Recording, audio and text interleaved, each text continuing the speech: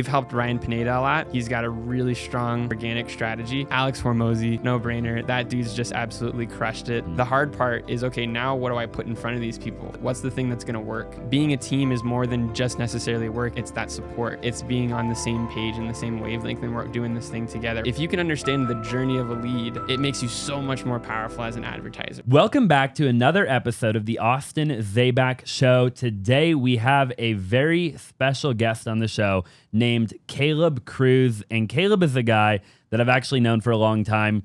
We actually met in Australia, believe it or not. Yeah. You were already in Australia. I flew to Australia with a bunch of other people and met you, Caleb. And I want to read just one sentence of what you've done before, because I want the viewer to know right out of the gate who you are, and just a couple of highlight reels of what you've done in your career. So you've now managed and overseen over $60 million in ad spend, okay? Yep. You've helped some of the world's greatest and most well-known influencers, with some of their marketing and branding and just various different odds and ends, such as Shetty, Tony Robbins, Dean Graziosi, Sunny. I'm not going to try to pronounce her last name, but I do follow her. Pineda, Timothy Sykes, Tariq El Moussa, Pace, and Jamil, obviously, and Hormozi, which is really cool. And I know you've done different things, and your company has done different things with different people, and it looks different. But man, what an accomplishment! Super cool, man. Yeah, like it's when you read it off like that, it's almost kind of like doesn't seem like it's me, you know? Yeah, but it is. Pretty it's wild, crazy. Man. Yeah. I appreciate you being on the show. I know that you're here in Arizona for an event. Yes. And you kind of snuck away for a short period of time. Had to, man. I had to come see you. To come hang out with me, and I'm honored, and I appreciate you being here, brother. Oh yeah, man. Thanks for having me. I appreciate the opportunity. So, you're 29 years old. You've done a lot in 29 years. You know, I'm 20. I'll be 28 in May. So about a month from right now. And walk me through, I guess, just the quick backstory. Like, how did you get into the world? Because that world really, it's kind of a wild world. I feel like the world that you live in every day, first of all, it's a really small world. Yeah. Right? Like some of the guys that I just named and gals that I just named are the biggest in the industry, right? And there might be, you guys and your company and your partner, obviously Dakota, and a handful of other people, I would imagine, that that operate at a massively high level in that world, right? Yeah. Like you start to like know everybody. You right. Know what I mean? Yeah. You did the ClickFunnels. What's the big award that you guys all? Yeah. So they call it the C award. It's for the, like, if your company's done 25 mil annually. And so, yeah, when I was at New Reach, we launched a bunch of brands that took us to that level, and it was, it was pretty crazy, man. Yeah. Getting on Just stage with Russell, good old Russell. Yeah. It was good. Yeah. Really cool to be a part of that, and man, so give me the quick backstory. Like, where did you come from and how did you end up in that world? Yeah, so it's pretty cool, man. We actually kind of got similar starts a little bit because we both kind of go back to the Clever Investor Cody Sperber days. So my brother used to be right up there with Cody. He ran the fulfillment department at Clever Investor, and that kind of opened the door, I would say, to the education, like higher ticket or like, real estate education sort of world. And so I got involved then, but I was like bottom of the totem pole. I was like I was flying out to Phoenix for the Clever Labs events, and I was just, setting up laptops, setting up tables, just kind of getting started in that world. And got to meet Nick Fisher, got to meet Josiah Grimes, Hunter, and basically from getting involved there, they kind of invited me into their startup, which at the time wasn't even called Keegly, but ended up becoming Keegly, as you know. And anyways, worked in the startup world with them, kind of ended up playing into like a tech role, was really kind of how I started to kind of gain my skill set, was I was doing some CRM and system types work. And then eventually, Josiah was like, hey, we're going to do our own education, right? And when he did that, he basically started off with Nick Fisher, started a brand called Astro Flipping, and they're like, hey, we could really use your skill sets more on the education side. So kind of sat underneath Nick Fisher's wing. He kind of mentored me up in the marketing world. We launched some other bigger brands. The more brands we launched, the more ad spend started happening, grew the team, grew the marketing department, and then basically eventually ended up starting my own company with Dakota, right? And then starting to do that for a bunch of other people. So that's kind of a little bit of the backstory. But yeah, it's funny that we both kind of came from real estate and the same dude, you know? Yeah, really wild, dude. And you know, what a small world. Yeah. Right? Like I think about that every day. I operate in the world that I operate in, very similar to the world you do. And everybody knows everybody, you know? Yeah. You start to go to, like meetups or masterminds, and you realize like, even if you don't know someone in that room, it's almost guaranteed you know someone very close to who they know. And so there's always this like, second-hand connection almost, Like the 7 degrees of separation, I think is what they call that, or something to that effect, right? Yeah. Where like through 6 other people or 7 other people we know or could know anybody on the planet. Right. Which is really wild. That's so right? weird to think about, man. Oh my gosh. Yeah. I send that email, I don't anymore, but one of my creative directors, she sends after I have a podcast guest on the show, an email goes out and somewhere in that email it talks about the 7 degrees or it's either 6 or 7 degrees of separation. Okay. And it's like, hey, and it kind of elaborates. It's kind of a cool little story that email tells. Yeah. And it's like through you and a handful of other people, we're all connected to the Queen of England or whatever, the Mongolian sheep herder, right? and basically the premise of the email is who do you know that I don't know that you think would be a great fit for the Austin Zaback show? Got it. Right, which is kind of a cool little thing that we do. That's a really neat thing, man. It's a good way to kind of like get some referrals and things happening. Super cool. Yeah.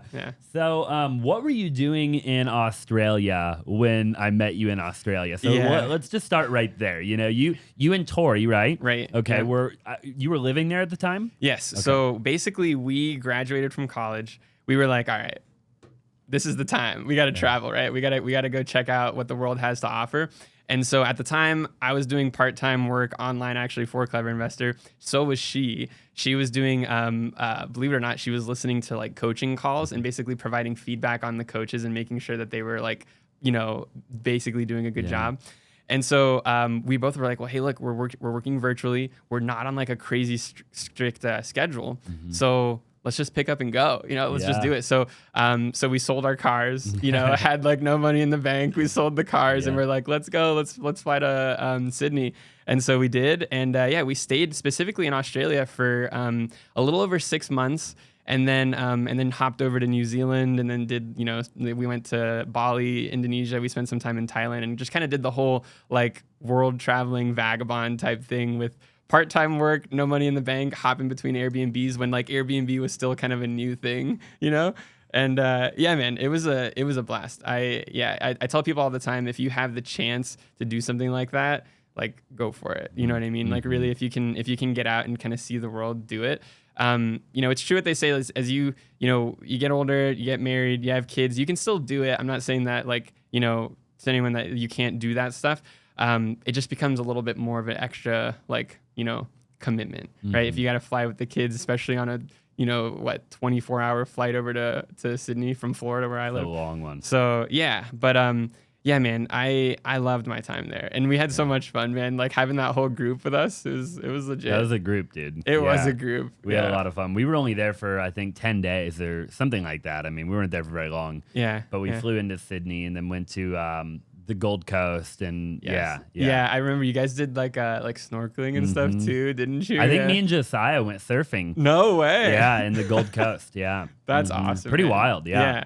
Big waves out there, man. I'll tell you. Huge, like scary big. Like the kind that you're like, I might die. Yeah, for like sure, bro. If I take that wrong. No, like I think there's like I remember there being like a sign that was like basically like surf at your own risk. Like there's 50% chance you're not coming back. You know what I mean? Like I remember it pretty vividly. Like 80% because if you're American. I think it was like the current, like even on the Gold Coast, like the current will just pull you out, and the waves are like massive. And, just huge. Yeah, huge. And they're like, I don't know. I mean, at least I feel like the beaches I went to, like there wasn't as many lifeguards. I don't know. Like I feel like if back in Florida, there's like a lifeguard everywhere. I feel like when you go, but anyways, man, there's some scary waves out there. Yeah, scary waves. What did you learn on that trip, on the traveling, I guess, in general, prior to like really going hard in your professional career? Yeah. Like, what were some takeaways that you got from doing that? You said a minute ago that you would recommend to anybody watching or listening that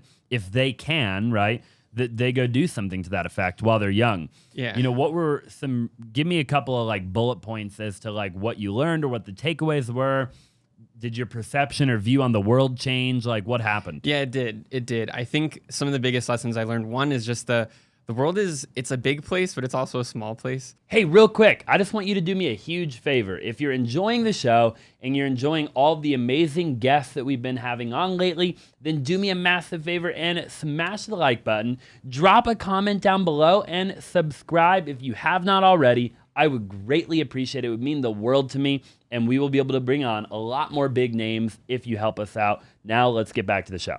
I think that, before I traveled, I don't think I realized, like you understand like different cultures, right? You hear about them, right? Maybe you go to a restaurant locally that's like, a Thai restaurant or something like that, and you can kind of get a little taste of their culture, but it's so distant. It feels like, this is just my dinner for tonight and then it's over.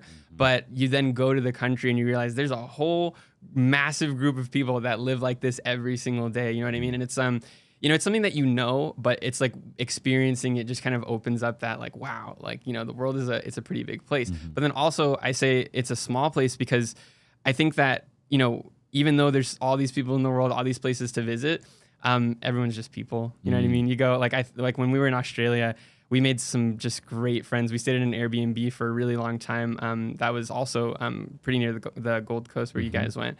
And we just made such good friends with this family there, and they felt like actual family that we'd known for so long, And I think for Tori and I both, one of the special things about that was like, we flew halfway across the world, totally on the other end of the world, and you can meet people that you still have that tight-knit connection with, Yeah. And so that was really special. I think those were probably the biggest things. I love that, dude. Yeah, very cool. I definitely think people should do it if they can. Yeah. I couldn't agree more. The world is a small place. We were talking a little while ago about that in terms of like knowing everybody, right? But then to your point, taking it to kind of that next level of like the world as a whole is actually not, it's massive, but at the same time, it's not. It's not. Yeah, exactly. And so, it's really fun, man. I mean, you get to just meet new people, experience a different culture, get a little bit of that culture shock too, right? You visit a country that English isn't the first, the native language, and you're trying to read signs, and like now you're the person that's like, I need help. You know what I mean? And it's like, it's really cool to put yourself in that position where you've got to figure things out. And like, it's not just like the carpet is rolled out for you, which is like when you're at home and comfortable, that's what it's like. For sure. So, getting outside of your comfort zone. I'm glad you brought that up, right? Yeah. Because I think a lot of people don't do it because it's super uncomfortable, like fear of the unknown, like, like right now I'm trying to plan a trip and I'm like, well, I don't know where I want to go and I've never been there and there's a lot to think about, right? And then you just never end up doing it, So like, how do you push yourself beyond that to just say like, because you guys like moved there, like practically, right? Yeah, we just went. Like you sold your cars, like you that's no joke, right? What got you over the ledge of like, we're doing it? Yeah, I think, like I said, we were just in a really good spot to be able to make it happen. Like the circumstances that we had, we had the online jobs, we didn't have kids yet. We, basically just had this desire to just get out. And I think when we just kind of looked at everything, we were like, well, you know what? Like if this is a life goal, like now is the time, so let's just kind of just go for it. And so we just did, and I mean, I guess the other part of it is just not having a ton to lose either, at that time. Like I said, it's not like, we had these crazy big careers or anything like that. Like we could afford to just kind of like wing it a little bit, and I think like all of those factors combined, we were just kind of like, let's go. You know, let's just do the thing. I love that, dude. And then, so you eventually moved back, right? And then at what point did you go and you talk about like, okay, you're with Clever, and then you went and you worked before New Reach was even New Reach, right? Yeah. You were working on probably, I would imagine, like the Astro flipping brand? Yeah. Okay. Yeah. So at that time, Josiah was still the main face of Astro, and Josiah's such a great guy, by the way. I love that guy. Phenomenal. He's so much of like what I owe to my career is because of him. I can second that. Yeah. He's just a really, really so great much dude. Even like who I am as a human being, I can attribute a lot of that to Josiah Grimes. I agree with that. Like I agree with the way that I walk, the way that I talk, the way that I carry myself, the attitude that I have, the way that I try to serve people, and you have the same thing. You're very humble, right? Thanks, and I know that obviously, I'm sure you've always been an incredibly humble human being, kind-hearted human being.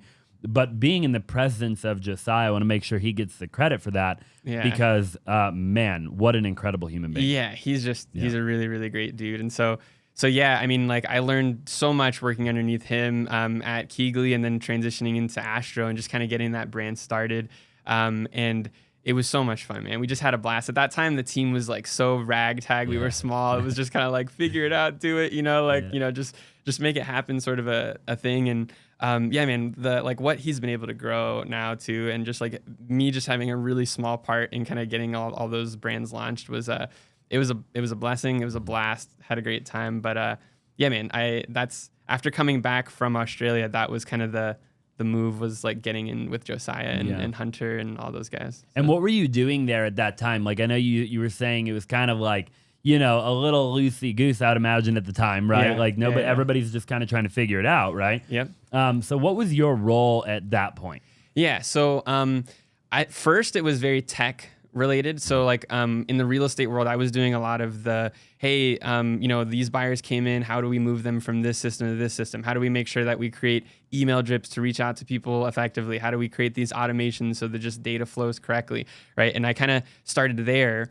And then it was like, okay, well, now we're getting started with Astro flipping, right? And so then it became much more brand and marketing focused, which was like, okay, we need to launch ads. We need to send traffic to a funnel. We need to be able to, get on the phones with certain people and communicate with them effectively, right? And we need to make sure that our message is resonating with the audience, but also in an entertaining way so that people want to watch the ads and all of that fun stuff, right? And so it just kind of opened up that world, But yeah, to get started, man, I mean, I was like, as far as on like specifically on the marketing end, I think really where I started to get my chops was on the foundations of like how funnels are built and like how like a lead flows from start to finish, right? I actually didn't get started on the ad side. My first entry into marketing wasn't like, let's build a Facebook ad or let's do a campaign, right? It was, hey, we need to make sure that these pages are built in a certain way to like get the lead to do these things, right? And then like once the lead has accomplished some of these actions, how do we track that in our database and make sure that,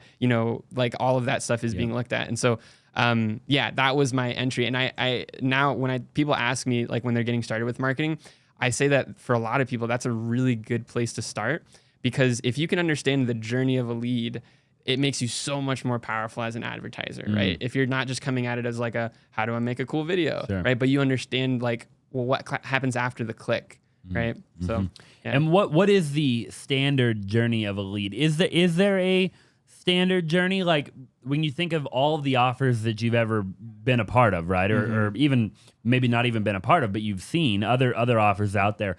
Is there kind of a one templated type journey that a lead, top of funnel to bottom of funnel that you've seen? Yeah, so I think it totally depends on the business model that you're running. So, if you live in the e-commerce world, like you're selling t-shirts in like a Shopify store or something, completely different marketing model than selling like a high ticket education program that's like $10,000 or something like that, right? It's like very different in terms of the business model. Now, like working with a lot of the like people that you mentioned there, right? There's typically like two main methods that you'll see people do. The first one is going straight high ticket, right? Which is like, hey, we're running ads, we're running them to a funnel, and the whole goal of this funnel is to warm them up and then get them to book a call to learn more, right? That's kind of like the first method. And then they get on the call, they speak with an enrollment person, and they basically sign up. So that's the one method. Then the second one that's really popular is basically starting with a low ticket.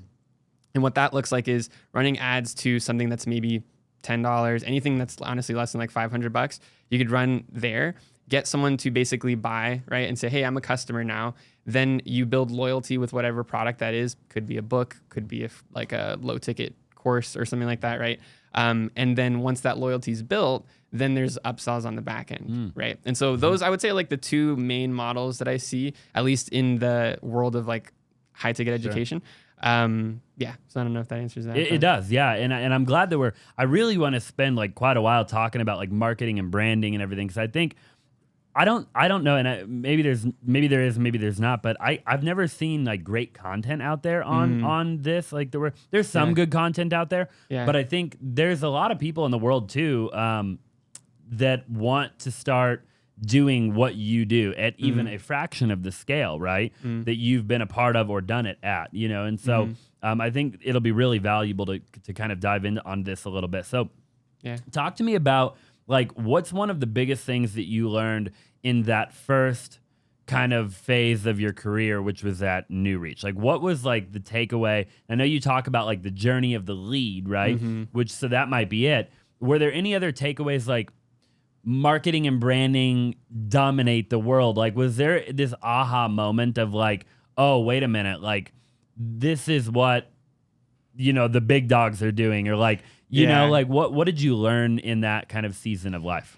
Yeah, I think the biggest thing, and I don't know how sexy this is going to sound, but the biggest thing that I learned, I think, is that it all comes down to the offer. Like, you have to have an irresistible offer. And I think so many people, when they're getting started with marketing, they're looking at all the bells and whistles, all the different knobs for them to turn, and how do I do this thing, or how do I stand out here? But at the end of the day, man, it's literally just who has the best offer. Like, that's what works, is like spending time there, building a really solid foundation for your business with that. And the rest just honestly kind of falls into place. How does somebody have a phenomenal offer? Well, yeah, it's a good question. I think that starts with understanding your target audience first, is like knowing truly who they are, not just at like a level of like, well, it's my audience is, 20 to 35-year-old females or whatever, right? Like, that's one level of knowing people, but actually like truly understanding your audience is a totally different thing. And what I mean by that is, looking on forums, looking at where they hang out, understanding what are their pain points, what do they talk about, what are their desires, and then creating your offer based off of what you see them actively speaking about. That's where the magic happens, man. I love that. Yeah. When should a coach become a coach? Like, when you look at it, and it doesn't have to be real estate, it can be any industry, right? When you look objectively, when does the business owner, the person who's good, maybe they're great at knitting, or they're great at washing laundry, I don't know, right? Yeah. But like, when do they know, like, okay, now I've mastered my craft, I should go teach other people how to do it? Because I think we live in a day and an age where I've seen with my own eyes people become a coach too soon. Yes. Like, happens all the time. They didn't fully master their craft, or they're not fully like, and you can almost like see it, right? Like, you can kind of read between the lines, and you're like, oh, like, I don't, like, are you actually doing what you say you're doing? Or, and a lot of the guys everybody that you've worked with, I can tell you just by looking at the list, like, they all have mastered the game. Yeah. Right? Like, there's not a single person on here that hasn't like completely mastered the game, right? Yeah. So, but when do people, in your opinion, when do they make that transition? Like, when's the right time to do that? Yeah, I think it's, there's a couple of different factors that I would probably look at here. I think one of the easy ones is to just look at track record of success, right? And I mean, hey, one, do you have one? That's the first thing. Yeah. Do you have a track record of success?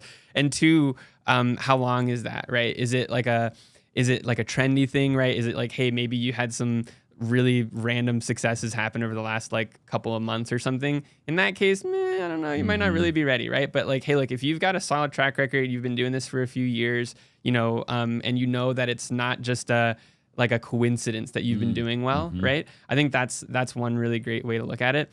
Another way is to just like ask yourself if you know that like you could sit down with somebody else and truly legitimately help them and add real value, right? For example, you're an absolute expert when it comes to real estate, right? You can sit down with somebody and you can walk them from A to Z on how to handle a transaction, how to use this strategy, right? You know that you can do that and you feel confident about that. I think that if somebody was to sit down and say, like, even just feel a little wishy-washy, right? If they feel like, I don't know, like I might be able to, right? You probably shouldn't be a coach. Yep. I think that you need full certainty that you can legitimately provide value and really help others, right? It's not just about, hey, I'm trying to make an extra buck, I'm trying to sell this thing or whatever. It's about like, is someone, after they interact with your coaching offer, are they going to be left better off, right? Are they going to walk away and like have a better life, or if even if it's not related to their life, just walk away in a better situation than they were before, So I love that answer. Yeah.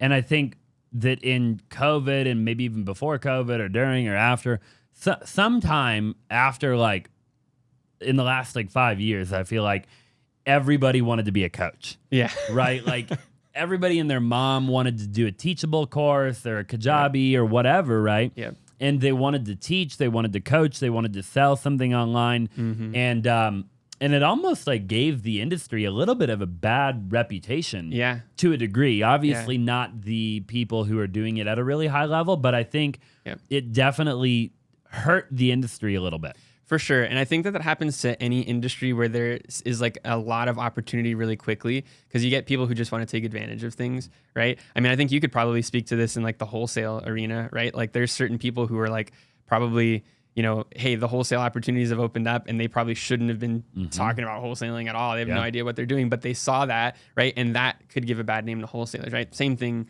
with coaches, you know, if, so I think it's just people see the opportunity and some people want to take advantage of it, and that's it. You know? It kind of creates some fakes. For sure. What is the most difficult part of doing what you do and helping people that do high ticket or anything in terms of marketing and branding, paid ads? Like what are some of the biggest challenges that you have to overcome to do what you do at such a high level? Yeah, usually with like when we're working with celebrities, influencers, like big names, the number one roadblock is almost always getting their time for multiple things, right? It could be, hey, do we have time to do an ad shoot? Hey, we need to film this long form video sales letter. Do you have time to do that? Or, you know, maybe it's not even on the marketing side. It could be a fulfillment thing, right? Hey, we need you to show up to the coaching calls. Can you make sure you spend 2 hours on this day doing this thing, right? I'd say that is almost always the number one like roadblock with working with bigger personalities, just the schedule, you know, because the funny thing is when you're working with people at that level, they want everything like they want it like right now, you know what I mean? But the reality is their schedule is like actually it's like 3 months from now. You know? I can definitely relate with that.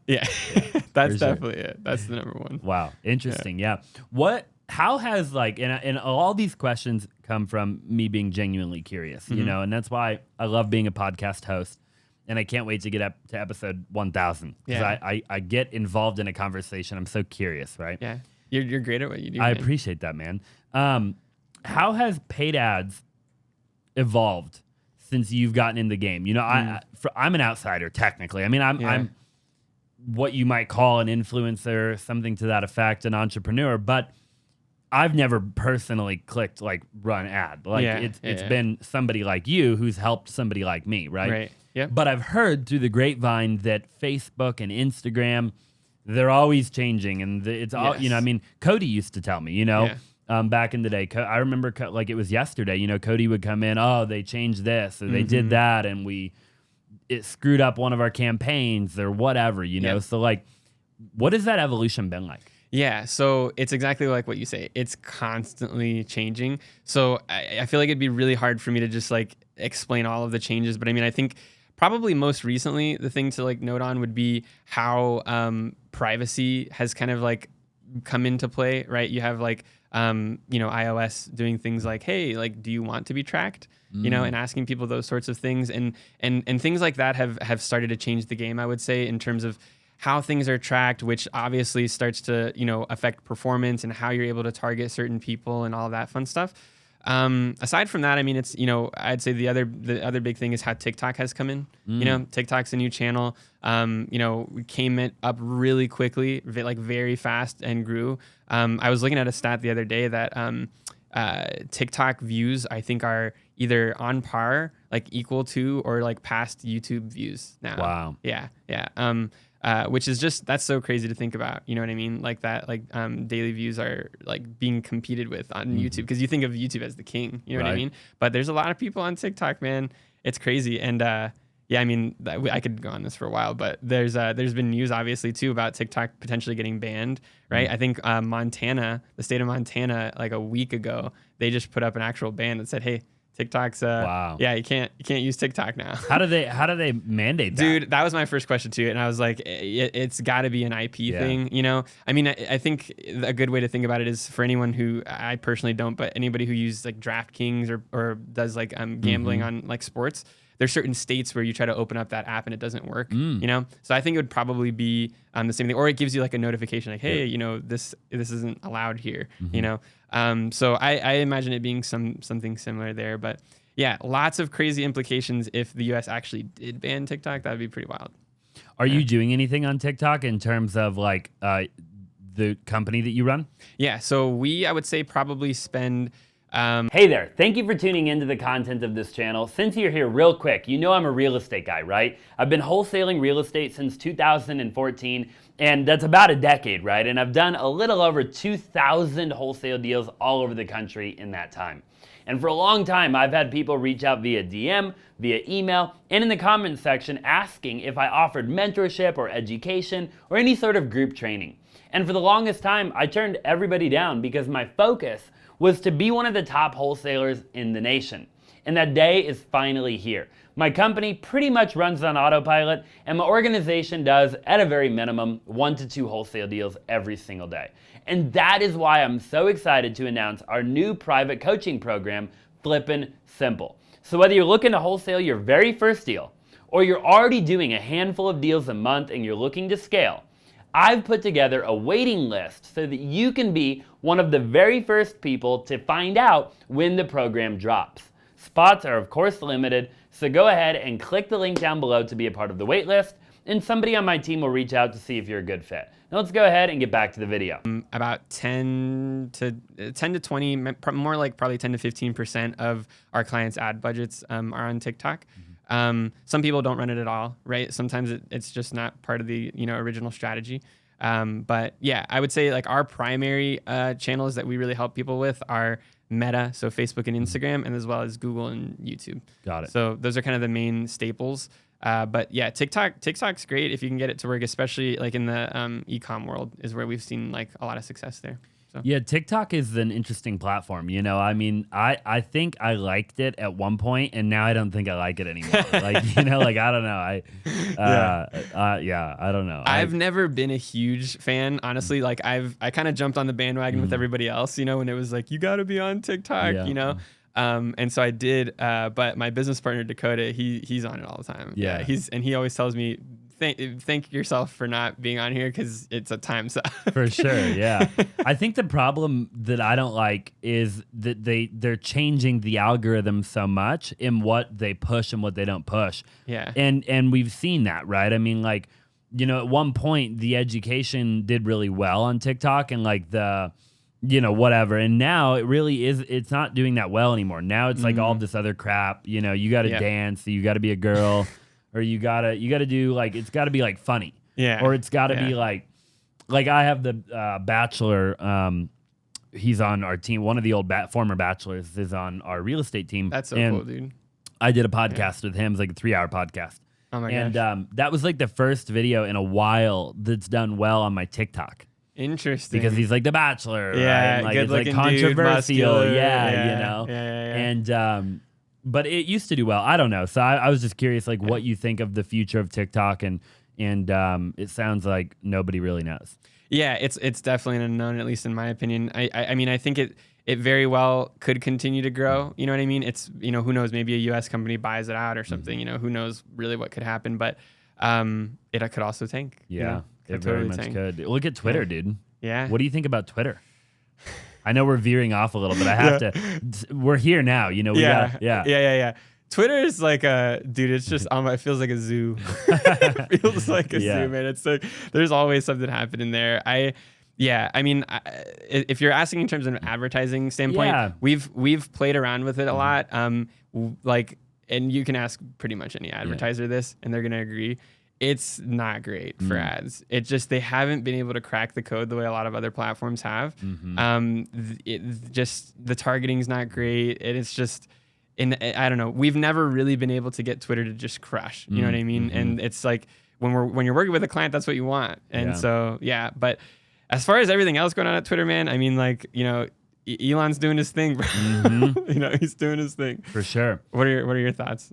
I'm not a big Twitter guy. No, never have been. Yeah, I'm verified. Like, I pay for the verification when Elon rolled that out or whatever. Yeah, like, I don't know, but I'm just not a Twitter guy. Yeah, I don't have the time to tweet which is a massive excuse. I get that because like there's other people that have way less time probably than I do. Yeah.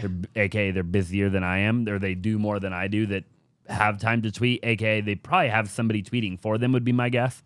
But anyways, I can't wrap my brain around like I'm driving down the road. I think a thought and then I tweet it. I don't know. Yeah.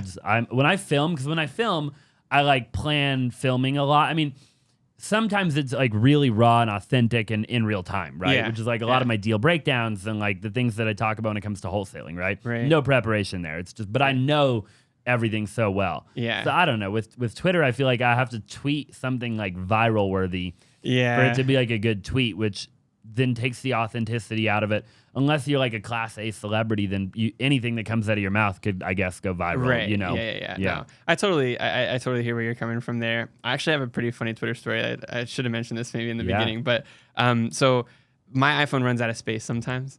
And when it does, it starts to basically remove apps from my phone to where I have to like re-download them or whatever.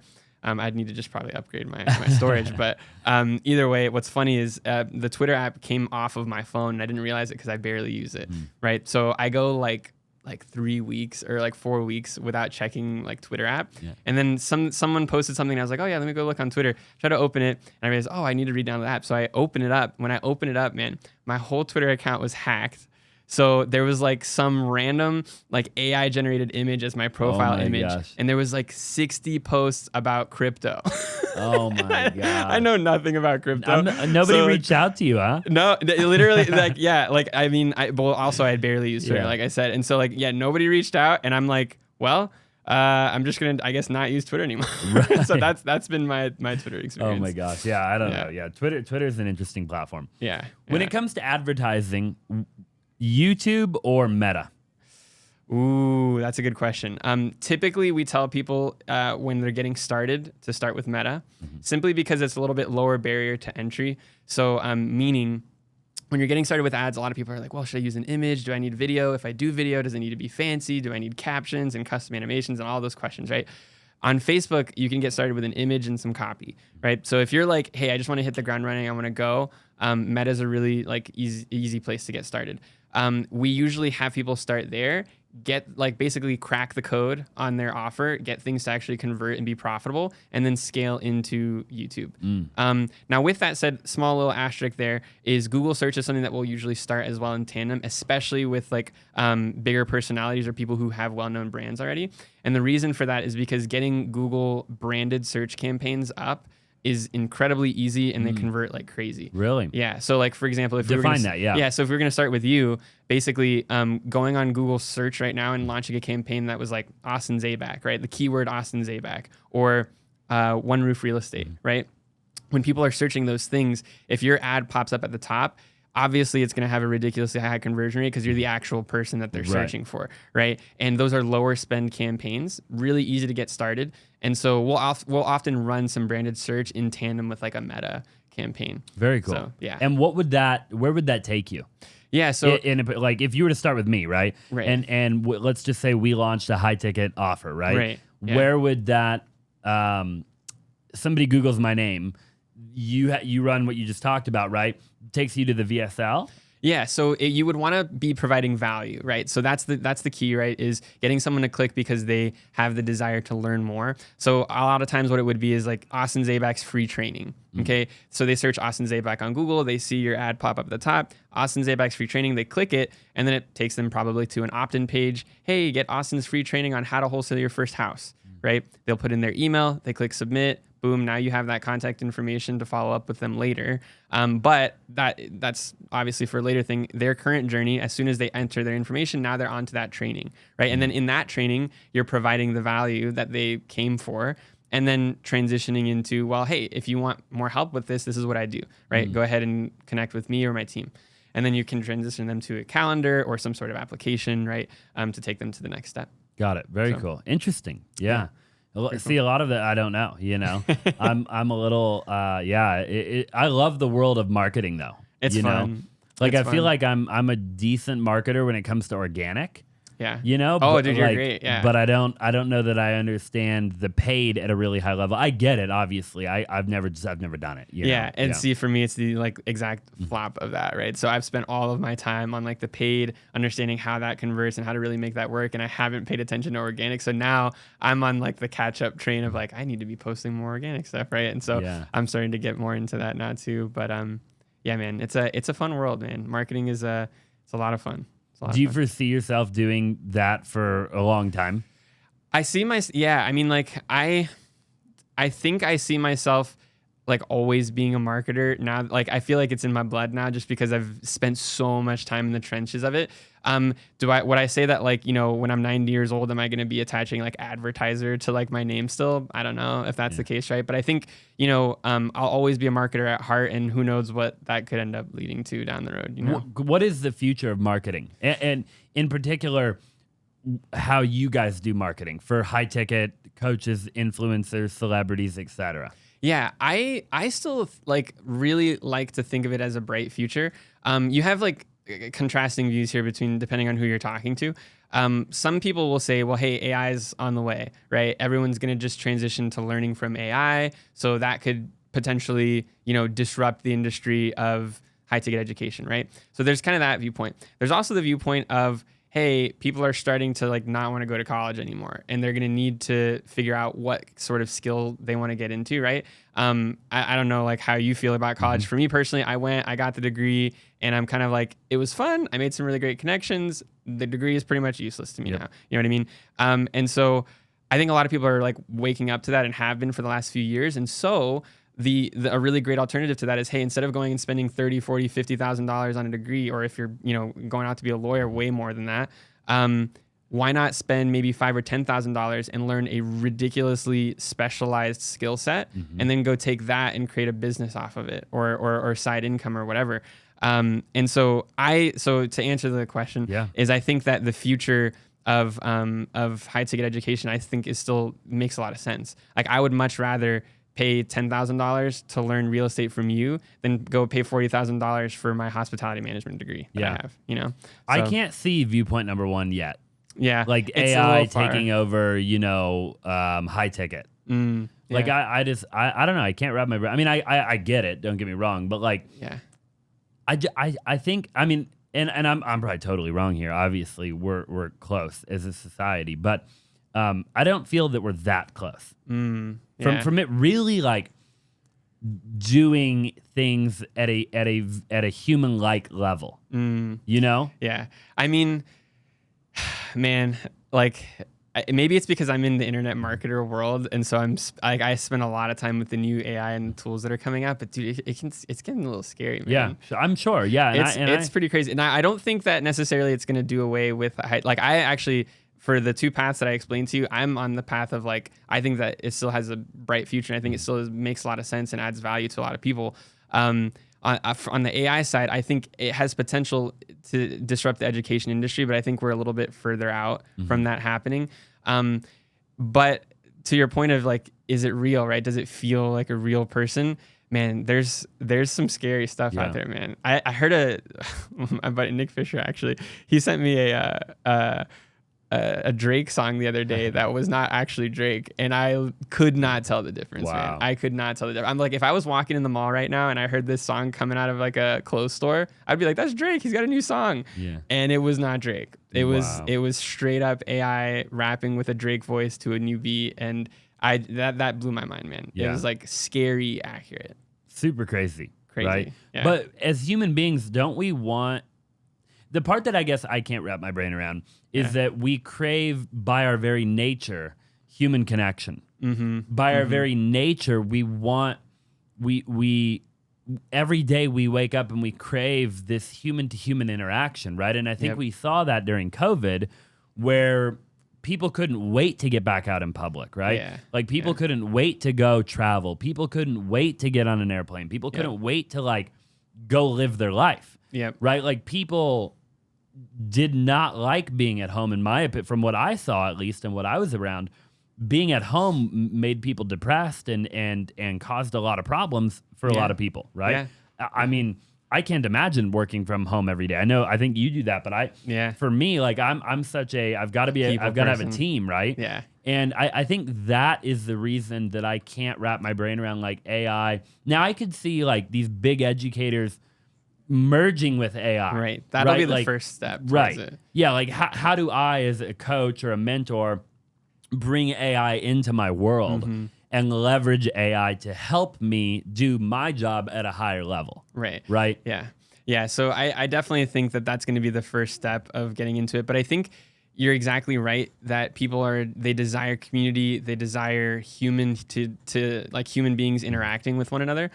And so maybe what ends up happening is the high ticket education world, there's obviously the education component of it, but maybe the focus starts being more on that community aspect, right? Like it starts to feel more like mastermind and like network and like building those relationships with others. And maybe that becomes more of the offer and the selling point, right? Because I think right now, still obviously a big part is the education itself.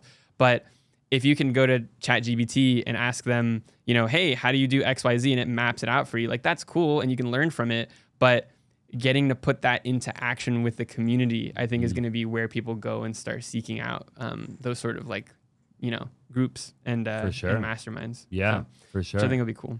I think it'll be really cool, dude. Yeah. I mean, I'm excited for the future ultimately, Me too, yeah.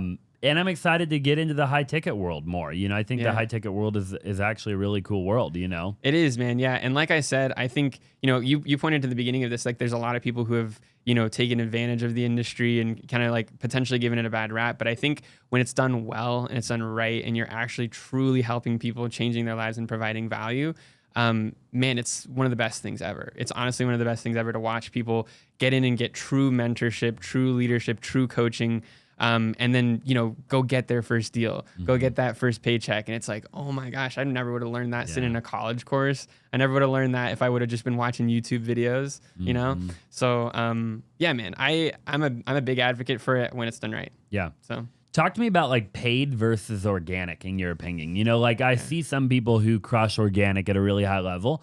At what point do people need to, if they're watching or listening and either they are the influencer or celebrity or whatever, or they are the marketer, brand, or advertiser like you, where does paid meet organic? Yeah, really good question. So I think that they should always kind of be done in tandem, right? So my thing is like, you should always be doing a little bit of both, okay? Now, a lot of people who have really strong organics, right? They haven't gotten into paid because their organic is doing so well, right? But what they don't realize is like there's so much low-hanging fruit. If you've got a strong organic base, I mean, turning ads on it's almost like stupid how easy it is to start converting when you already have that base. You know what I mean? So for someone that's like, you said the people watching, right? If you've already got the organic following, ads is like a no-brainer. Like just get started and you're just gonna start. You could just advertise to your warm traffic right away, and like it's easy. It's like candy. So that's the first thing. Now, starting with paid ads, like if you're starting from scratch, you don't have either. You don't have ads, you don't have organic. Ads are going to get you faster results quicker because you can turn an ad campaign on and start showing to as many people as you want to spend to. That's the magic of that. Organic, you either get really lucky and go viral, right? Or it takes time and consistency and dedication. And that, like, while those things are amazing, it's not an overnight thing. And so I think like to someone who's starting from scratch, doesn't have a following, doesn't have ads, get ads going to be able to get people in the door, right? While starting to be consistent about posting and doing the organic stuff as well. It can be hard. It's time consuming to do both. But yeah, that's my best advice. So. Yeah, no, I totally agree with that. What would your recommendation be on like, and obviously just even from objectively looking at other people, like who do you think does organic the best in your opinion? If you had to like name drop a couple people. There's some people who crush this, man. You do great. I think for everyone that's watching, like check out Austin's stuff, man. You've got this great podcast. You're constantly posting reels. Really, really strong organic stuff. Your YouTube's good. So I think that's a really good place to start. Some other people to name drop, I would say, we've helped Ryan Pineda a lot. He's got a really strong, really strong organic strategy. I remember being at a mastermind with Ryan and we sat down and chatted about his reel strategy. And like, this was back when Reels were still fairly new. And he's like, we're posting 5 a day. And I'm like, dude, that's insane, man. You know, I like fully edited, like looks great. And I'm like, dude, that's wild. So yeah, he's a monster. Alex Hormozi, no brainer. That dude's just absolutely crushed it. So, and not just on organic, I mean, he's just like a great guy to just learn business from in general. So really, really good person there. Yeah, I would say like those are kind of some of the big people who come to mind, right? At least in our world of like higher ticket education. Yeah, those are some of the big ones. Yeah, so. They both done an incredible job. Yeah, you know. Yeah. Where do events like come into the picture for people? You know, like talk to me about the event. And I know maybe you haven't done a million events, but I mean you're doing one right now. You know, like how important are events? I guess it'll be a two-sided question because I'll ask you after if you don't answer it. But for the event goer and the event, the person who puts it on, right? Yeah. Like I've been to a lot of events and events have changed my life. You know, I've been to Grant Cardone, I've been to Tony Robbins, I've been half these people here have thrown an event and I've been there, right? I've paid to be at events, you know, and I've paid to be in the room, and I'm a student of life and I want to learn, you know. But then, yeah, for the other side of it though too, like should people put on events like or event like why put on an event? Yeah. I don't normally recommend it for someone who's like newer or starting out, right? If you don't have an existing customer base or an existing following, it can be ridiculously hard to put on a successful event because events are expensive typically. Getting people to, you know, fly out or show up, that can be pretty tough. So I say like, you know, hold off until you feel like you've got the following. Once you have the existing customer base, events are an incredible way to build up and foster that community, right? We talked a lot about the relationship, human interaction, right? That's an awesome place to do it. That's where you build like people who are brand ambassadors for you, right? They're like, Austin is my dude, you know, like he is the man, right? And that's like those things come from in-person events a lot of times. So yeah, so I guess that would be my recommendation, at least for the thrower of the event. Now for event attendees, get out there, go to them seriously. Now don't do it so much that you just find yourself wasting your time at events and you're just kind of just spending a bunch of money and you're not getting anything out of it. But find some specialized events or groups of people who are meeting up that are doing the thing that you want to do, because getting yourselves around those people, we talked about the circle, right? Like putting yourself in the circle of the other people who are doing it. That's going to take you to the next level, right? The only reason I was able to work with a lot of these people is because I've been in the rooms and in the circles and I've gotten the handshake. Hey, this is Caleb. He does a really great job with ads, right? And if I'm not there, they'll just give that handshake to somebody else. You know what I mean? So while you're on the subject of ads, because you brought that up right now, what is the hardest part about running ads in particular? Yeah. I think depends on what you're running ads for. There's different, you run into different problems depending on kind of where you're at or what your goals are. But I would say, again, it kind of boils down to me is the offer, is like actually having something that's going to be irresistible, that people are like, I want that thing. You know what I mean? Dialing that in, because look, you can like do clickbait, you can get people to click your stuff, right? But you know, at the end of the day, that stuff doesn't work because the offer's probably not great. You just got someone to click, right? And then at that point, you're just paying for nothing. You know what I mean? And so, you know, the hardest part of like really good advertising is just making sure that you have that really strong offer that's resonating with your audience. The copy that you're using is solid. It's hitting home, right? The message is actually like understood by the audience. And then, yeah, man, the rest falls into place. Like people overcomplicate the whole media buying side of it, right? Everyone's like, well, hey, how should I structure my campaign and all this stuff? And it's like, that's the easy part. That's the easy part. After you get into it, it seems like it might be like at first, like you get scared of the ad account. You go in, you're like, what are all these dials and like different options that I could click? And it's intimidating. But once you learn that, man, which takes, you know, like couple weeks of just getting in there and just like looking at it. Once that part's done, that's the easy part. The hard part is, okay, now what do I put in front of these people? You know, what's the thing that's going to work? That's the part that's the toughest. Is that always changing? Yeah. I mean, it depends on, well, I would say that like there's core pieces of it that are the same, but I think that, you know, depending on who your audience is, it can totally be changing, right? You know what I mean? So, a good example of that is right now we've been talking about AI a lot. You've seen so many people in a bunch of different industries. I'm talking like real estate, solar, coaching world, right? Who are now running ads about implementing AI into your business, right? Like, hey, we've got this AI follow-up system for you. Or, hey, I can, generate, 100 solar leads a week with this AI system or whatever, right? And so, yes, it's always changing. It's, the market's always evolving. But at the same time, if you understand that audience, there's like core pieces of it that'll remain stay the same. Yeah. It's such an interesting world, and really it's just isn't marketing and brand, like I feel like the high ticket in the game that you play, it's just a game that all the Fortune 500 companies are playing at a way bigger level. Yeah. Right? I mean, correct me if I'm wrong, like they're to a degree. Yeah, to a degree. I think the biggest difference with like a lot of those bigger companies is they have so much money to just blow on advertising that they can do things like, hey, we're going to run, multi-million-dollar awareness campaign. We're going to throw up billboards and radio and all that stuff. And the thing there is it's really hard when you're spending that kind of money on awareness to understand what's converting, what's actually driving revenue. You know what I mean? Whereas in our world of running, like it's very specific to performance-driven campaigns, like what's converting, what's driving ROAS or return on ad spend. And when you're focused there, right, it's like everything that you run has to point back to revenue, right? Like if I spend $1 on this campaign, I need to know that $3 is coming back or $4 is coming back or whatever the goal is.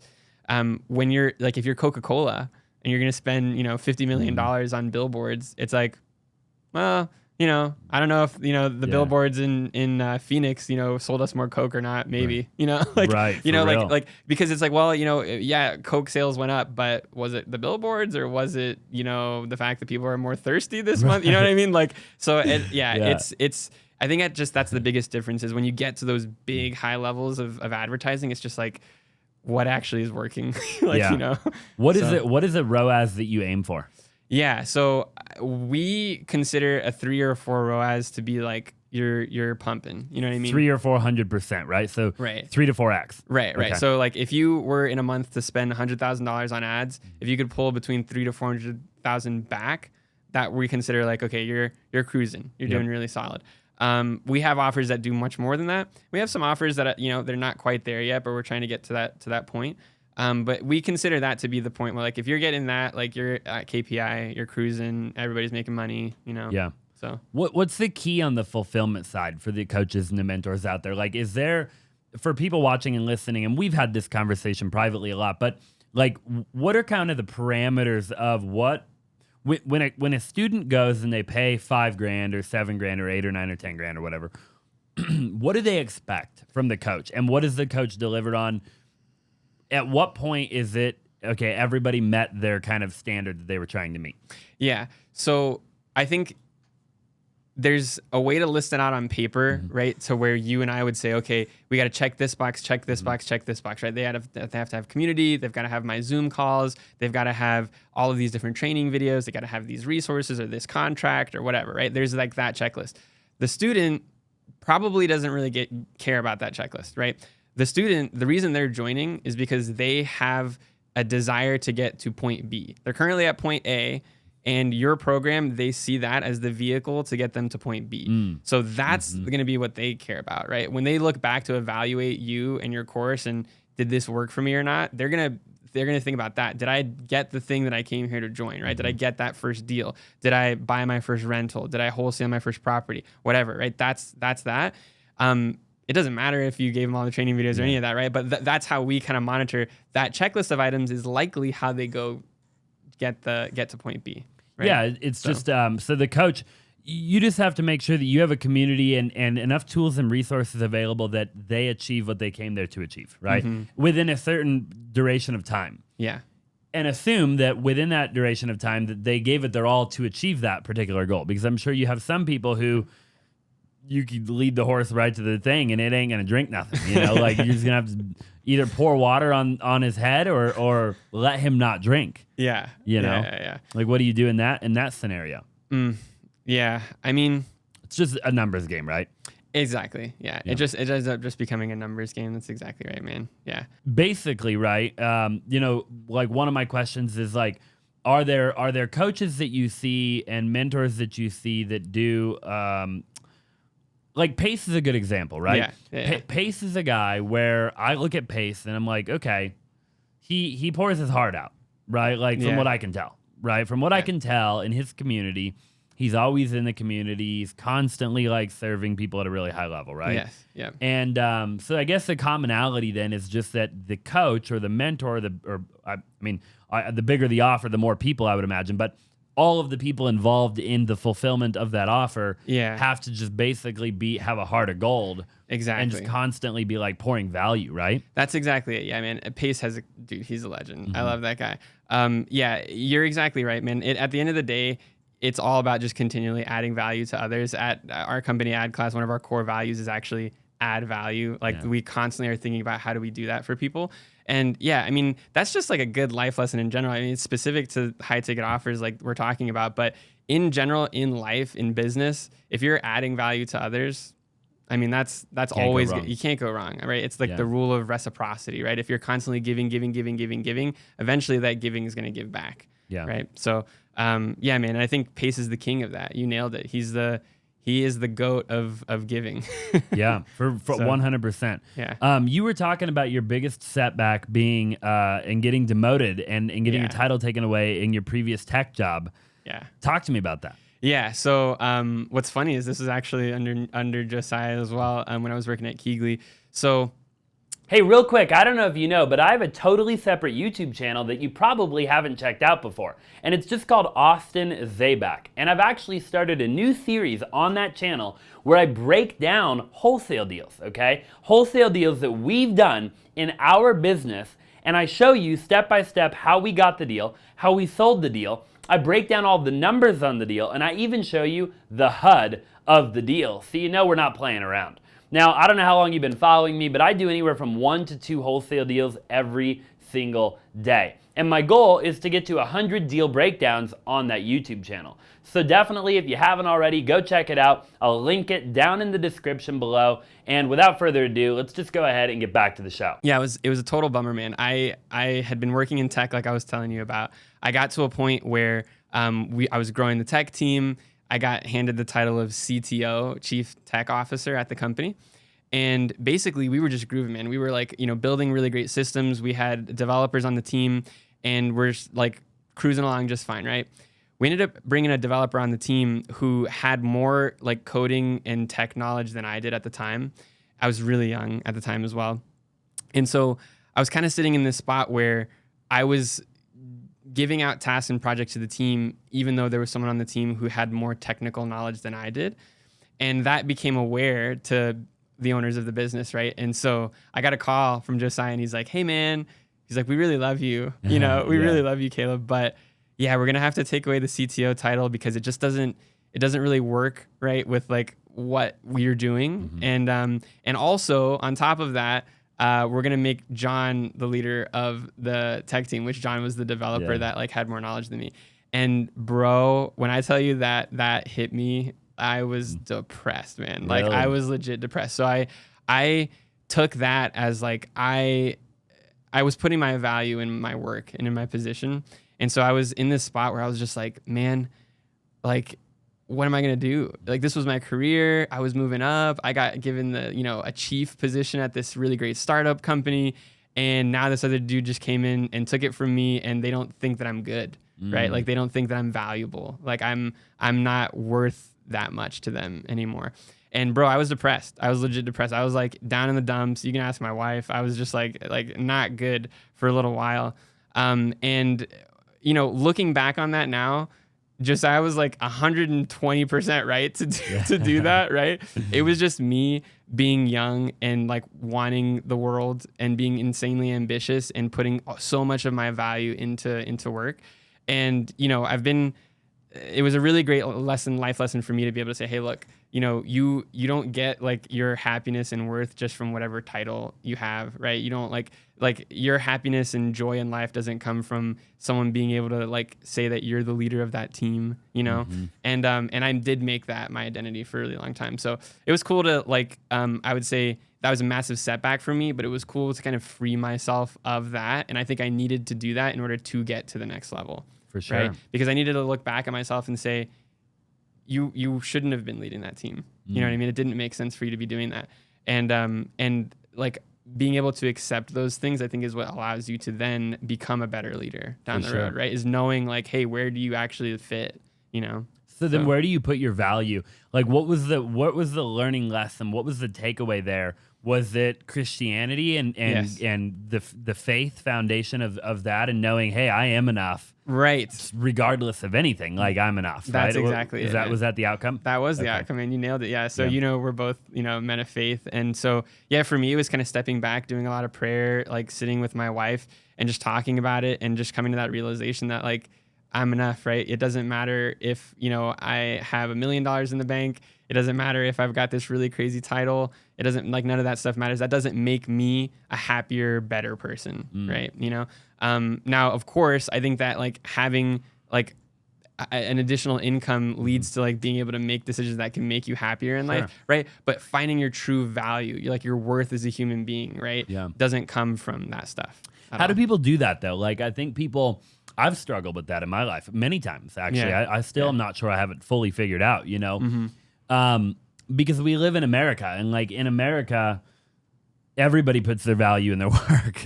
Unfortunately, like it's just kind of the world we live in, right? It is. And we have to live and operate in that world. And as a Christian, it can be tough sometimes even to remove yourself from that world for a long enough duration of time to recognize why we're actually here. Right? So like walk me through, you say you came, I like how you said you came to that conclusion. So walk me through the journey of you sitting with your wife and praying on it and thinking on it, and like what dawned on you? Was there a verse in the Bible? Like where did you say, wait a minute, like I'm not on earth to succeed necessarily. I mean, maybe I was given a gift or a talent or something that I should definitely use to glorify the kingdom, right? And figure out a way to do something really cool with that. But like, talk to me about that. I think the best way is to just kind of like maybe put it into perspective for like a common situation that I think people go through is like, have you ever taken like a longer vacation away from the office or away from work and kind of just disconnected for a little while? Maybe you go to the beach with your family or whatever. For me, it was kind of like after I got through like the sad part of it, right? At first it was just me being depressed, and I got past that, right? Once I got past like, okay, like pick yourself up, Caleb, it's not the end of the world. You're not dying. Then it became like, well, I started to feel a little bit disconnected from the job, right? Like you do on a longer vacation. And I think that just started to open up my brain to like what you said, okay, well, what's my purpose? Why am I here? And I think at the end of the day, for me, what that is, well, it's to love on other people, right? It's to make the world a little bit better of a place. It's to make sure that my wife is taken care of, that my future family is taken care of, right? Those are the things that like, I think, I started to basically just say, hey, look, this is kind of what I should be as a man, and of course work plays into that. Having work does play into that, but the worth, like your worth as a human being doesn't specifically come from a specific job, right? I think that you should work, right? Like I don't think that you can just sit at home and do nothing and just like, be a slob on the couch with absolutely zero input, or like you're not actively contributing to society, right? I don't think that you're going to like, it doesn't matter if you're a Christian or not in that sense. I think that you're just not being fulfilled as a human, right? That you're not contributing. But I guess, I don't know if I'm explaining that well, but I feel like, I feel like it's a thing where you should be working, but your worth doesn't come from the specific job you have. Right? Yeah, I agree 1,000,000%. It goes back to like, you get to like, you have work doesn't have you. Right. It's almost like the concept of like, I can have stuff as long as stuff doesn't have me. Right. Yeah. Right. Like, exactly. and there's a big difference there, right? Because a lot of people, like I've had a couple nice cars in my life and I've done cool stuff, right? Yeah. And I would like to believe that I've had that stuff and that stuff never had me. Yeah. Maybe at one point that wouldn't have been true, but I learned and I grew and I evolved. Like I had a Lamborghini, the Lamborghini didn't have me.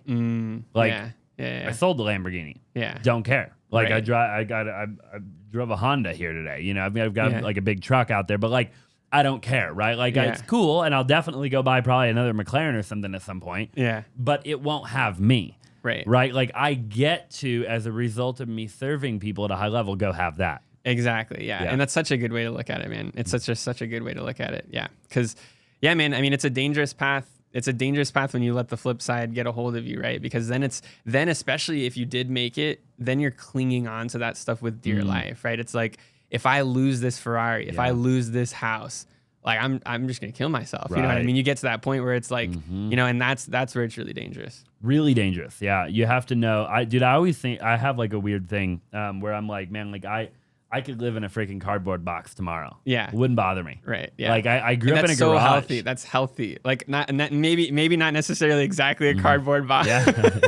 Yeah. But like having that level of like, you know, it's okay for me to like not necessarily have all of this stuff. You know what I mean? For sure. Yeah. Yeah. Phenomenal mindset to be in. Greatest accomplishment, you obviously talk about your wife and your daughter. Congratulations, by the way. Thanks, being a husband and father to them is your greatest accomplishment. Talk to me about balancing that with, you know, how many active offers do you guys work on right now at AdClass?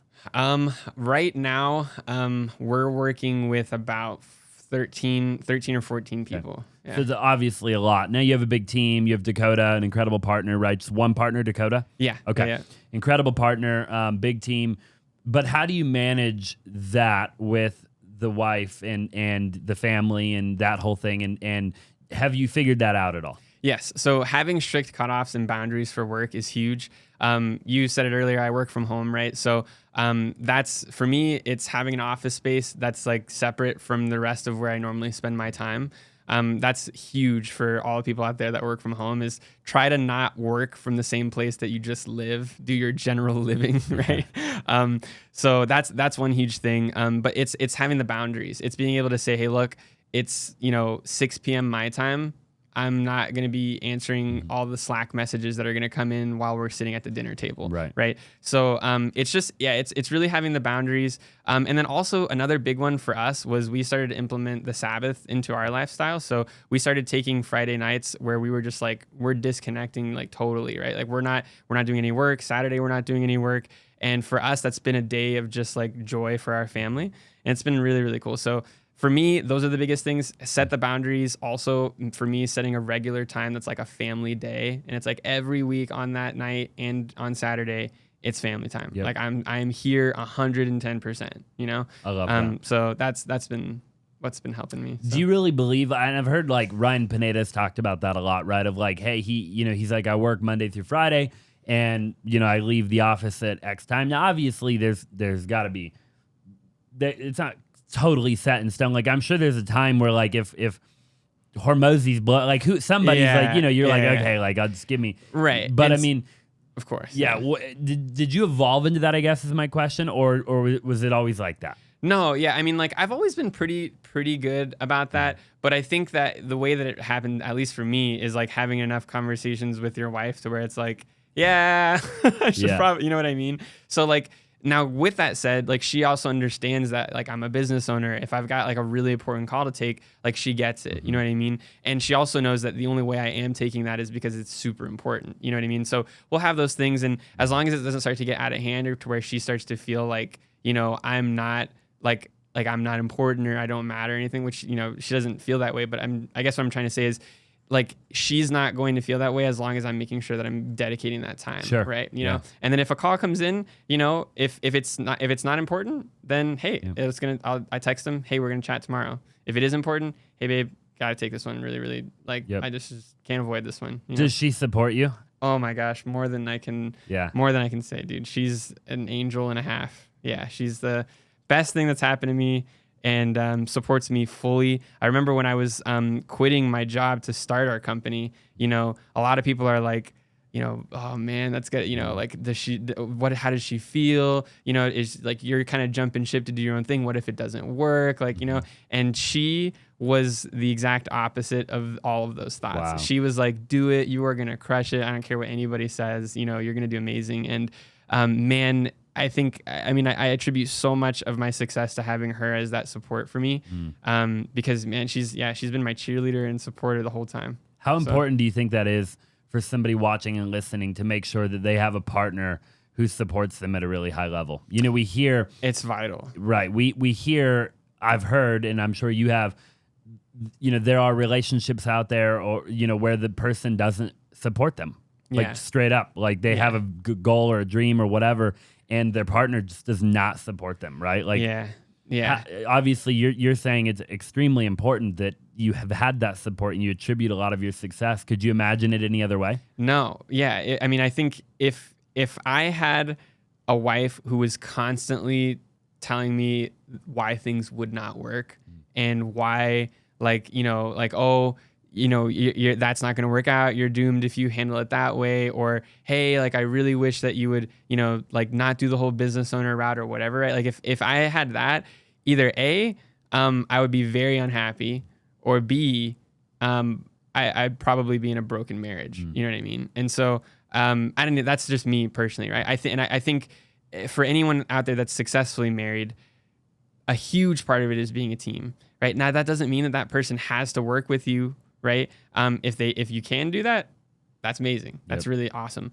But being a team is more than just necessarily work. It's that support. Sure. It's being on the same page and the same wavelength, and we're doing this thing together, right? Jefferson Bethke actually has a really great book called Family Teams, and we actually read we both read that book, and it's so important having the same vision and goal for, like, hey, this is where we want to go as a family, and we're on this journey together, right? We're not fighting against each other the whole way because you have this vision and I have this vision. Right.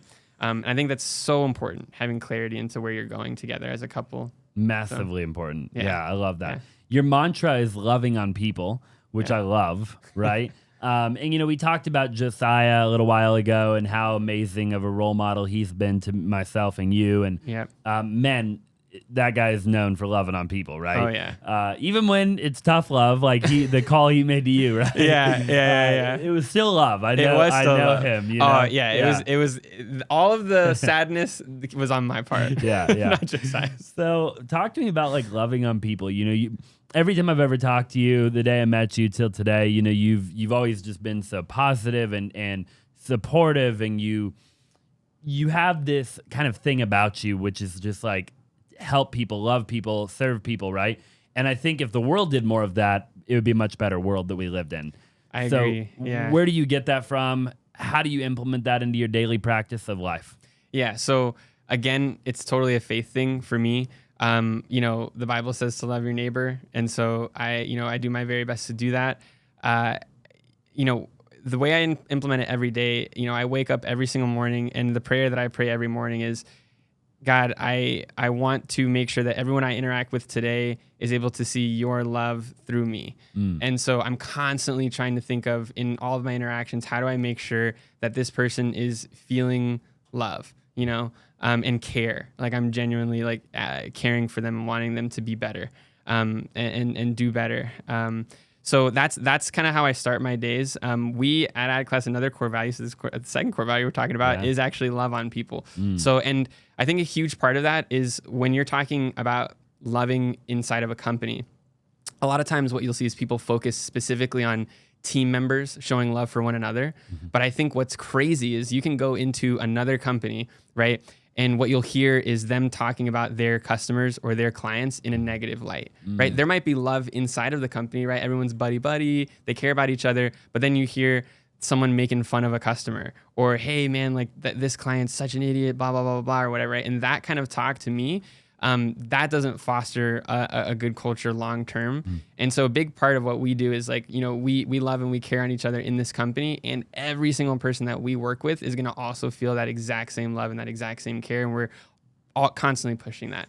I love that. Yeah, we want to be in an environment where literally everyone that interacts with us walks away feeling better and feeling like, man, it was really great to like interact with them, and I think those are the companies that grow and stand the test of time. I love that, dude. Yeah. I know that you've mastered that. How, as a leader, have you implemented that into your daily routine, and how do you transfer that to other people? Like, I've got a big team. We have 64 people, 65, Dude, that's huge, man. 65 people on our team internally, right? Yeah, that's awesome. And I would like to believe that we have an incredible culture. I think that we do, right? I think that there's always room for improvement. No, dude, your culture is freaking awesome, bro. Like, every time I come in here, I'm getting hugs and high fives, and the love is just in the air. You came in on a Friday today, man. Fridays are slow in here, you know? Oh, dude, if you came in when Dakota was here, you should have seen it. Oh, it was bumping, I'm sure. Have you seen any of the videos yet? Yeah, a little bit, like some of the raw footage. A little bit, yeah. Well, maybe we'll talk about that in a minute. But how do you do that, right? As you scale anything, it can be difficult to pass down and have other people live by the same standards that you hope that they would live by, right? Yeah. How have you implemented that, and you and Dakota, and passed that information down to the point where now you have these people that maybe are 2 or 3 levels of communication below where you're at, like. How do you do that to where then they go out and they're mirroring what you would do?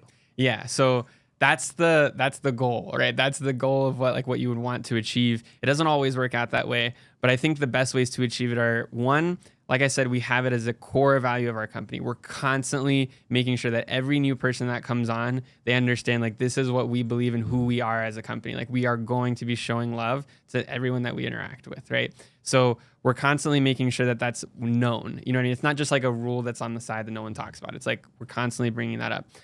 Team trainings, all of that stuff, we're bringing up the core values. The other really big piece of it is, I think, less of the training aspect and more of who you're bringing on, right? So it's the actual recruiting process and like who you're hiring and understanding, if I bring this person on, are they going to exemplify our values, out, right? Do I see this person carrying out that vision that we want to have, right? And if you're sitting with someone in an interview process and you don't feel that, then what do you expect when they actually start, right? You can't be surprised. You can't be mad at anybody but yourself, you know? And so I think that honestly, it's just making sure it's well known, build it into the core beliefs and the core values of your company, and then just hire the right people. You know what I mean? And then if you live it out, right? If you actually are that, it'll show. Yeah. I love that, man. So. Yeah. One of your end goals is to help 2,000 great businesses with paid advertising. Yeah. How do you plan to do that? Oh, yeah, man. We got big plans. We're growing. So AdClass is 12 people strong. Yep. We actually, Dakota and I, this past January, we went up to Flagstaff. It was gorgeous, man. We got so much snow. We rented out a little, it wasn't little. It was a big like cabin for the team, and we just all went up there and did a company retreat. And we had just gone through this book, Traction, as a company. Love that book. Great book. And so we went through the Vision Traction Organizer, all the steps, and kind of mapped out this plan on how we get to helping 2,000 people. There's a lot to it. Yeah, for sure. Give me the highlight. Yeah, but I mean, the highlight is like, we're growing. That's a huge piece. Is like, we got to hire more people. That's like, we know that we have to do that.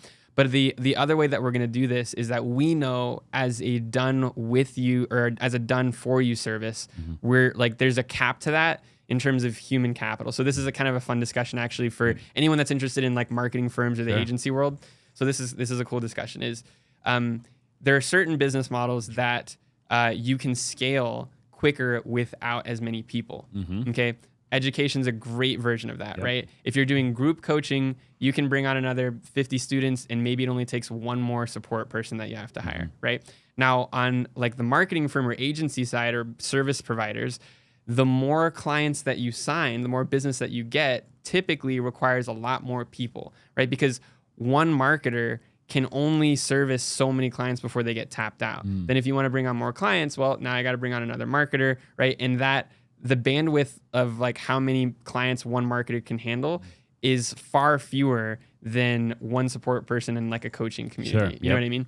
And so for us, our way of combating that, which we're really excited about, is we've built like a done with you model into our business, which allows us to basically service more people by doing a lot more hand holding and more of that coaching and walking them through the advertising and funnel process, rather than it just being like, hey, we're just going to do everything for you over here, totally siloed, right? And so obviously there's different price points with that, but allowing us to open up that done with you arm, I think is going to allow us to really service a lot more people, which would be cool. That'll be a really cool one. Yeah. I think that'll work really well for the vast majority of like the people out there. Maybe the people that aren't trying to, I mean, like, you know, or they just want to learn it themselves or whatever, you know? I like that a lot. Have you ever done that with anybody yet? Yes. Okay. So we actually have about, I'd say, 8 people who are in the done with you service. So it's still fairly new. You know, we're still, you know, dialing it all in and making sure that it's like really helpful and stuff. But our plan is to then turn ads on specifically for that offer, and then build an enrollment team to basically help bring people in on that side, which would be really cool. Yeah. So so it's still very new though. You know, we're dialing it in. Yeah. I love what you said a little while ago too, in building the team and hiring people. You know, I always hire from the heart. People always ask me like, how do you find great people? And my response for a long time has always been, I throw the resume in the garbage and I hire based on their heart. Like, because I can take the most talented person in the world. If they have a bad heart, there's nothing they're not a good fit. Exactly right. And I can take somebody who doesn't know anything about anything. If they have the right heart and the right work ethic, I can teach them everything they need to know. Yes. I can't remember the book off the top of my head, but there was a book that talked about the first person you just mentioned as a talented terror, which is somebody who's like insanely good at what they do, highly skilled, super smart, but like the worst employee to deal with, right? Like constantly bringing up problems, constantly complaining, the bad apple that's like infecting the rest of the culture, right? And that person, they might be like your top performer, and that's what sucks, right? But the talented terrors, man, it's a real thing. You gotta be careful. It's a real thing. Because a lot of times with that intelligence, like they use that in the wrong way. 1,000,000%. You know what I mean? Yep. And so, so that's something to definitely watch for sure. But totally agree. Yeah. Hiring from the heart is huge because, you know, someone that's like smart and with a good heart, like you said, you train them up and train them up in the ways that you do things, right? And they just end up loving it more, right? Like they end up just like really loving the company. They want to stay longer. It's just better all around. Agreed. So, yeah. Really quick, if you're a real estate agent in the state of Arizona and you're looking to join a phenomenal team, then I would love to have a conversation with you. If you're looking for an incredible culture, you're looking for lead generation, you're looking for transaction coordination, then I would love to have a conversation and see if you would be a great fit for our team, okay? So again, if you're an agent in the state of Arizona, make sure you text the number 480-418-5339, the word agent. Okay, again, 480-418-5339, the word agent. Now let's go ahead and get back to the show. We're dropping a high ticket coaching program, right? Yep. It's going to be called Flippin' Simple, or it'll Yes. be like the name of it, I guess. We Amazing, might have like amazing name. Love the name, yeah. What are you the most excited about to work on? So I guess for people watching and listening, Yep. it'd probably be a good time to plug that. Yeah. So Caleb and myself, we partnered up on that, right? Yep. And you're going to be you're doing the done for you for me, not the done with you. I'm right? doing the done for you for Austin. Yeah, Austin gets the done for you. Yeah, I don't want to do the done with me. I don't have time. So I need you. You know, I need you. Yeah. And Dakota, obviously, and your whole team. But what are you the most excited about for that offer? Oh my gosh, man. First off, just working with someone at your caliber and your level, man. I mean, I'm just so pumped to do this with you because you bring a level of care. I think we've talked a lot about that on this episode, which is cool. But you bring like genuine care for the people that you are around. And I think the people who end up coming into Flippin' Simple and they're going to start getting mentored by you on how to flip houses, how do I get into wholesaling? One, you're just an expert, like you're crazy good at what you do. So I know there's going to be so many people who have like insane results, lives changed. It's going to be awesome. But then on top of that, you just care, and I know you're going to be there, right? You're not going to be the absent guru who's like, you bought my thing, you know, like I'm gone.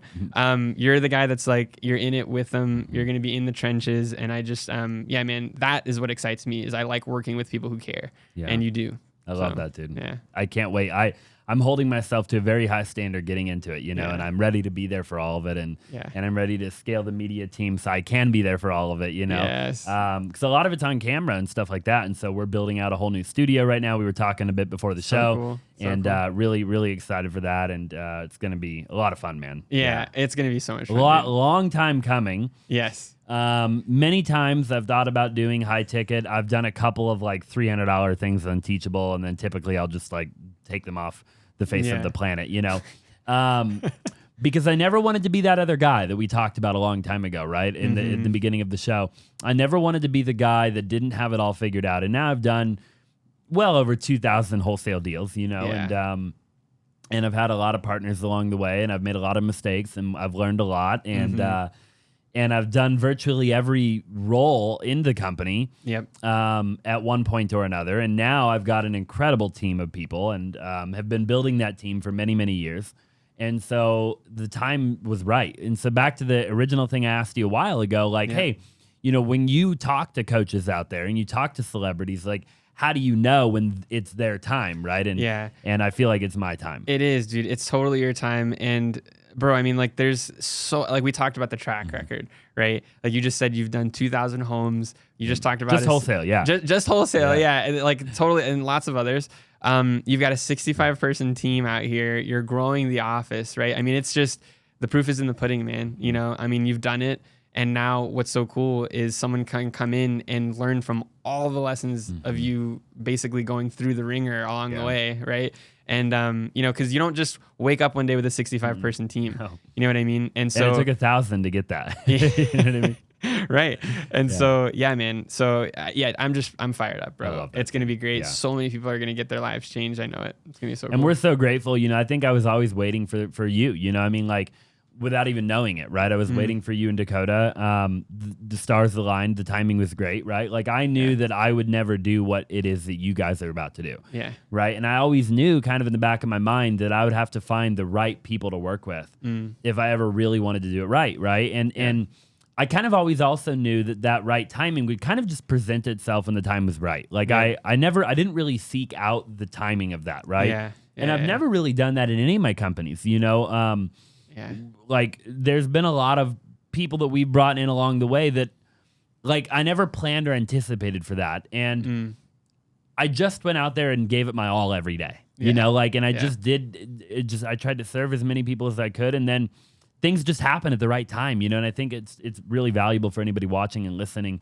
How even our partnership, like, coming full circle from Australia, right? Like, so crazy, literally, you know, to today, and you've been through so much in that duration of time, and I've been through so much, and I can't wait to see what the future holds. It's gonna be so awesome, man. Yeah. When you sent me that Australia picture the other day, I was like, oh man, the man bun was there, the whole thing. Hunter's dude. in the back.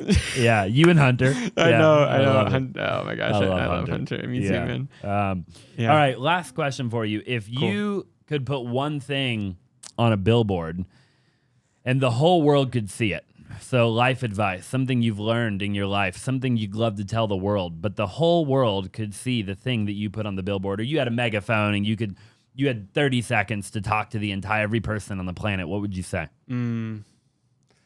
Wow, man. That's a big responsibility. You know, what could you say? My gut reaction is to kind of say what we talked about with my mantra earlier, which is to love on others, is kind of where my gut goes. But which I love. I don't know if that would be it though. You know what I mean? I feel like I would kind of want to think a little bit deeper as well on that. But yeah, I think on the spot, I would say you are worth it. You're enough. Love others and make the world a better place. Right? Like that to me, I think is probably a succinct message of what I would try to communicate. I don't think you have to put any more thought into that. I think you nailed it right on the head. Everybody needs to hear that, dude. Yeah. Everybody on the planet. What would you put on the billboard? It'd have to be something to that effect, but you know, maybe it would be something to the effect of enjoy the journey. Yeah. Like, there is no destination. Yeah. Like, you think that you're working towards some future goal and it's not, it doesn't exist. Yeah, that's so true. You are living it right now. So, like, wake up. Yeah. Because, like, tomorrow might not be here. That's good, right? dude. And I think that I've learned that along the way. You know, I always thought when I achieved fill in the blank, then I'll be happy. Or when I fill in the blank, then I'll fill in the blank, right? Right. And the day never came because the moment that day came, there was immediately a new goal. Right. Right. And then I realized over time, like, wait a minute, like the journey, So true, that's man. the best part. It is. Like the here and the now. Yeah, it's waking up in the morning and just being thankful. Like, I'm here, I'm alive. You know, the sky is blue. There's birds flying in the air. Right. It's just the experience of just like being here and just being able to do this. Right. Yeah. Like the whole this existence Which I is think so goes cool. ties hand. You know, you said you are enough, right? Love on people. You are enough. Like, you got this. Like, I think I might be missing one that you said, but it goes hand in hand, right? Yeah. Like, because in order for me to feel like I'm enough, I have to be here and now. Right? Yeah. Like, you know, I've spent a lot of time in therapy in my life and with That's coaches so and true. mentors. Like, I can't, because entrepreneurs are known for living in the present. Depressed people either live in the past or the present, or the future, sorry. Entrepreneurs live in the future. People who are depressed typically live in the past. People who have anxiety live in the future.